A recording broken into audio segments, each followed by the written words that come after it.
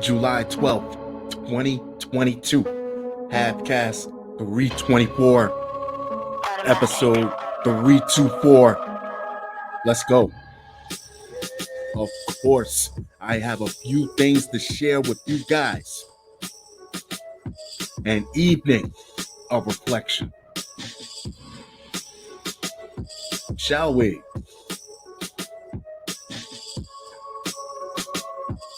Home invasion suspect wanted after pistol whipping victim and stealing Air Jordans. So what's crazy to me is you would think these are children. You would think these are teenagers with a little bit of sneaker envy, who has the coolest kicks in school, who has the coolest sneakers on the playground, or in the case of the other article where the guy was robbed of his PlayStation at gunpoint in his own home. No, these are grown ass men robbing people at gunpoint for sneakers and video games. For the sake of argument, for the sake of entertainment, you can say that Jordans have a high resale value.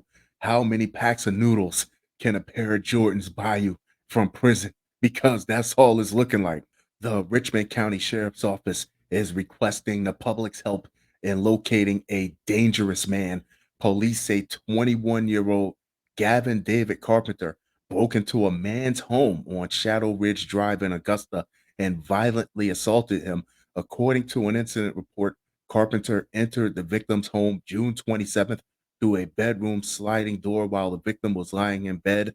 The victim told police he heard a loud thud and got up to investigate. That's when Carpenter pointed a gun at him and asked, "What you got?"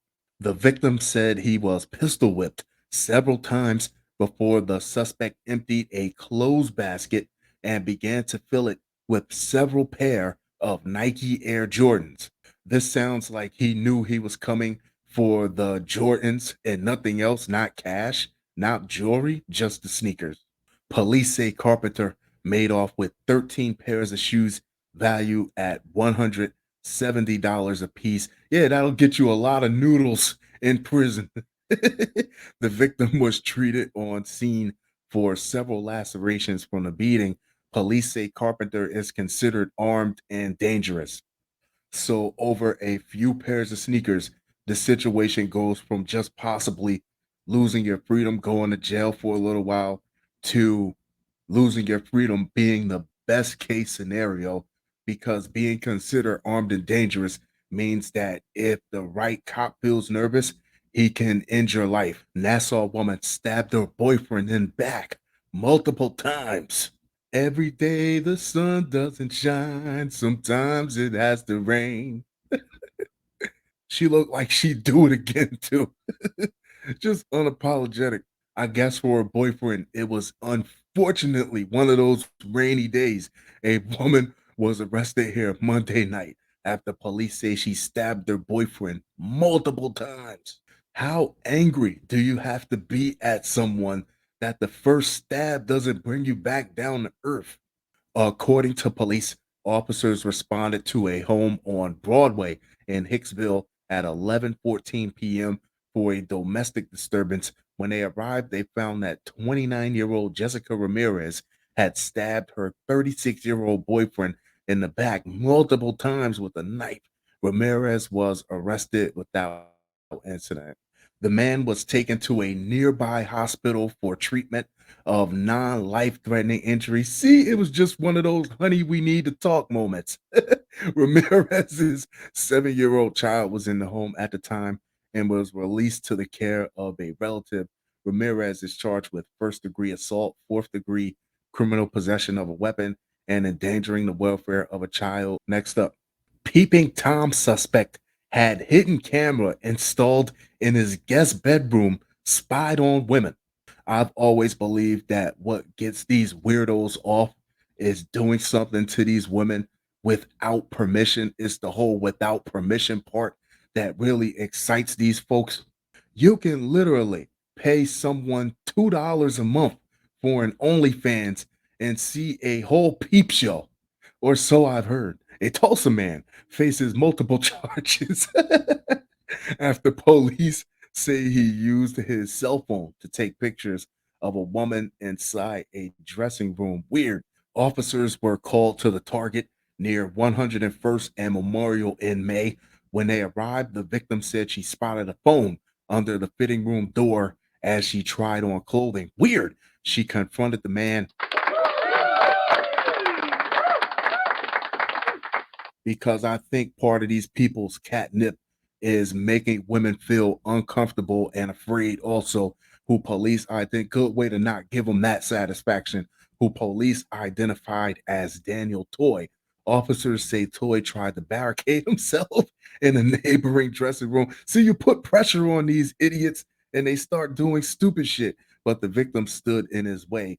The victim demanded to see his phone, but Toy fought back, saying no. The victim yelled for help as Toy deleted images on his phone. He ran off before officers arrived. She put that pressure on him, man, but officers were able to identify him. Once Toy was identified, detectives with the Special Victim Unit were able to serve a search warrant at Toy's home. Inside, investigators found a hidden camera installed in his guest bathroom. It's always been especially peculiar to me for someone to really want to see what a woman does in a bathroom, because either she's using the toilet, she's making a bowel movement, she's brushing her teeth, she's checking her hair, or changing a personal hygiene product. There's not a whole lot sexy going on in the bathroom. More than 40 images were found on electric devices in Toy's home, showing women in multiple stores across Tulsa. The images were taken between August 2021 and March 2022. Wow. Toy was arrested on July 11th on 5 charges of peeping Tom. Yeah, that's going to go good on your resume. With photographic electronic equipment, he is being held on $100,000 bond. Man who allegedly killed friend while fishing claims Bigfoot influenced him. Yeah, and then you two sat around a campfire and played spoons and banjos. A murder suspect accused of strangling his friend while fishing has claimed Bigfoot made him do it. Oklahoma man Larry Sanders, 53, was with Jimmy Glenn Knighton, 52, at the South Canadian River near the city of Ada on Saturday when a confrontation ensued, according to a press release from the Oklahoma State Bureau of Investigation. So a different article said they weren't just fishing, they were noodling. So what the hell is noodling, right? Noodling is fishing for catfish using one's bare hands and is practiced primarily in the southern United States. So we know catfish get huge and they are strong as hell. So a man who sticks his fist in a catfish mouth for a living should be more than strong enough to strangle another human being. And if I did something like that as a recreational activity, I would probably think Bigfoot spoke to me too. Mr. Sanders allegedly struck and strangled Mr. Knighton, according to the authorities. Can you imagine him wearing a catfish on both hands like Hulk gloves? Pontotoc County Sheriff John Christian told WAFB that deputies to reports of a homicide on Saturday afternoon. They said Mr. Sanders appeared to be under the influence of something and had admitted to his family that he had killed his friend, messing with Sasquatch. His statement was that Mr. Knighton had summoned Bigfoot to come and kill him, and that's why he had to kill Mr. Knighton. Sheriff Christian told WAFB, this sounds like something to do with meth. Search agencies were only able to locate Mr. Knighton's body on Sunday afternoon. Investigators and the medical examiner's office are working to establish the circumstances of his death.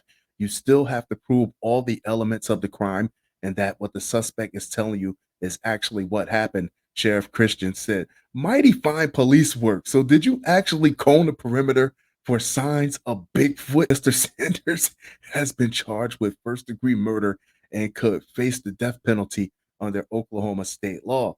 Would getting a call from Bigfoot be like getting a call from the governor to stop the execution? One can only hope.